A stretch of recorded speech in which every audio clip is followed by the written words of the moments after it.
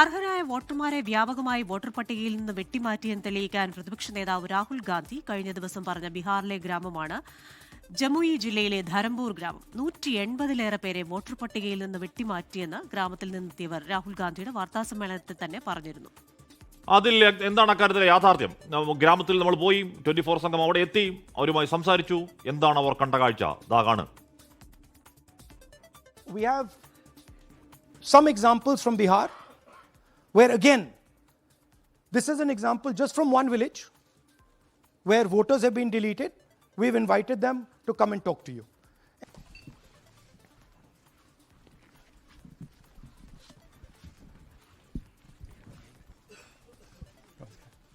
Voter പട്ടികയിൽ നിന്ന് വെട്ടിമാറ്റി ജനാധിപത്യത്തെ തെരഞ്ഞെടുപ്പ് കമ്മീഷൻ തോൽപ്പിച്ചു എന്ന ഗുരുതരമായ ആരോപണമാണ് രാഹുൽ ഗാന്ധി ദില്ലിയിലെ വാർത്താ സമ്മേളനത്തിൽ വെച്ച് നടത്തിയത്. ആ ആരോപണത്തിന് ശക്തി പകരാനായി ചിലരെ അദ്ദേഹം വേദിയിലേക്കും വിളിച്ചു വരുത്തി. ധരംപൂർ എന്ന ബീഹാറിലെ ഈ ഗ്രാമത്തിൽ നിന്നുള്ളവരായിരുന്നു അത്. ഗ്രാമത്തിൽ എത്ര പേർക്ക് വോട്ട് റദ്ദായിട്ടുണ്ട് എന്നതടക്കമുള്ള കാര്യങ്ങൾ നമുക്ക് ഗ്രാമത്തിനകത്ത് ചെന്ന് ചോദിച്ചറിയാം.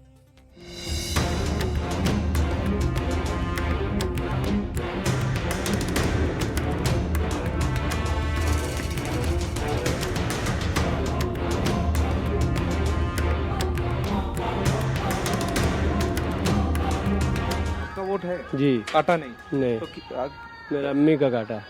अम्मी का वोट काटा जी अम्मी लोकसभा का टाइम पे दिया वोट? जी दिया था। जी ये फॉर्म सब भर के दिया था जी इसके लिए, जी फिर भी काटा? फिर भी काटा। 3 बार मैं जमा किया स्कूल में जाके, अच्छा, फिर भी नाम नहीं आया।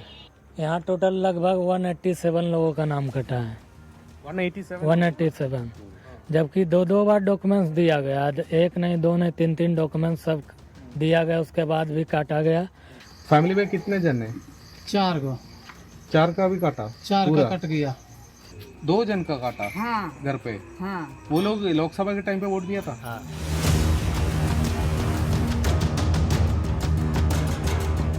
ഏതാണ്ട് ഓരോ വീടുകളിലെങ്കിലും ഒരാളുടെയെങ്കിലും വോട്ട് റദ്ദായിട്ടുണ്ട് എന്നതാണ് ഓരോ വീടുകൾ കയറി ഇറങ്ങുമ്പോൾ നമുക്ക് മനസ്സിലാക്കാൻ വേണ്ടി കഴിയുന്നത്. രാഹുൽ ഗാന്ധിക്കൊപ്പം വാർത്താ സമ്മേളനം നടത്തിയ അദ്ദേഹത്തിന്റെ മകൻ ഇപ്പോൾ നമ്മോടൊപ്പം ഉണ്ട്. आपका पापा था राहुल गांधी के? जी। उसका नाम क्या था? अब्दुल कयूम। इनका वोट काटा उनका जी वोट। लेकिन आपका है? मेरा है। अच्छा, पापा का वोट आप फॉर्म सब भर के दिया था? सारा फॉर्म भर के जितना डॉक्यूमेंट मांगा गया सारा दिया। लोकसभा का टाइम पे पापा वोट दिया था? जी जी दिया था। लोकसभा के लिए वोट दिया था? हाँ हाँ, उनका यहाँ पे यहाँ का ही बल्कि आधार कार्ड भी बना हुआ है। इससे कबल उनका वोटर लिस्ट में नाम भी दिया हुआ है। ऐसे लोगों का भी नाम कटा हुआ है। कितने जन का काटा घर पे आपका? मेरा नहीं है। हाँ। मेरी एक बहन उसका भी कट गया है। अच्छा। एक तो बहन जमा है उसका भी कट गया। अच्छा, 3 जन का कट गया। 3 जन का कट गया। लोकसभा के टाइम पे आया था, हाँ आया गया था। वोट दिया था, हाँ फिर भी काटा? फिर भी कट गया है। किसका नाम नहीं है? मेरे वाइफ का नाम नहीं है? नहीं तो वो लोकसभा के टाइम पे वोट दिया था, जी, फिर भी क्यों काटा? क्या बोल रहा था? पता नहीं काटा दिया। मैंने वोट तो हुआ था मगर कट दिया। मैंने 20 साल से वोट दे रहे थे, इन सब मेरा नाम काट दिया। आपके घर पे कितने लोग का वोट काटा? मेरे नहीं 3 वोटा था। 3 लोग का वोट काटा। परिवार में खाली आपका वोट काटा और कोई का काटा नहीं? अच्छा. ലോക്സഭാ തെരഞ്ഞെടുപ്പിൽ വോട്ട് ചെയ്തവരെ അതേ മണ്ഡലത്തിൽ ജീവിച്ചിരിക്കെ നിയമസഭാ തെരഞ്ഞെടുപ്പിൽ വിലക്കുന്നതിന്റെ ന്യായീകരണം തെരഞ്ഞെടുപ്പ് കമ്മീഷനിൽ നിന്ന് അറിയേണ്ടതുണ്ട്. ബോധപൂർവമായി വെട്ടിനിരത്തി എന്നതാണ് നാട്ടുകാരുടെ വാദം. ധരംപൂരിലേത് ഒറ്റപ്പെട്ട സംഭവമല്ല എന്നതാണ് പ്രതിപക്ഷം ഉന്നയിക്കുന്നത്. തീവ്ര വോട്ടർ പട്ടിക പരിഷ്കരണത്തിന്റെ പേരിൽ ബീഹാറിൽ വൻ വെട്ടിനിരത്തൽ നടന്നതായുള്ള ആരോപണം ഇനിയും കടുക്കും. ബീഹാറിൽ നിന്നും വരുൺ വടശ്ശേരിക്കൊപ്പം ശ്രീനാഥ് ചന്ദ്രൻ, 24. എന്തായാലും അങ്ങേയറ്റം ജനാധിപത്യത്തെ സംബന്ധിച്ചൊട്ടും സുഖകരമല്ലാത്ത വാർത്തകളും കാഴ്ചകളും കേൾവികളുമാണ്. ബ്രസീലിലെ മോഡലൊക്കെ വോട്ടർ പട്ടികയിലേക്ക് ഒരു സൈഡിൽ വരികയും ഇവിടെ ഹരിയാനയിലാണെങ്കിൽ കൂടിയും വരികയും ജീവനും മജ്ജയും മാംസമുള്ള മനുഷ്യർ കഴിഞ്ഞ ലോക്സഭാ തെരഞ്ഞെടുപ്പിൽ വോട്ട് രേഖപ്പെടുത്തിയവർക്ക് ഇത്തവണ വോട്ടില്ല എന്ന് പറയുന്ന ദുരൂഹമായ സാഹചര്യം നിലനിൽക്കുന്നു. അതാണ് രാഹുൽ ഗാന്ധി ചൂണ്ടിക്കാട്ടിയത്.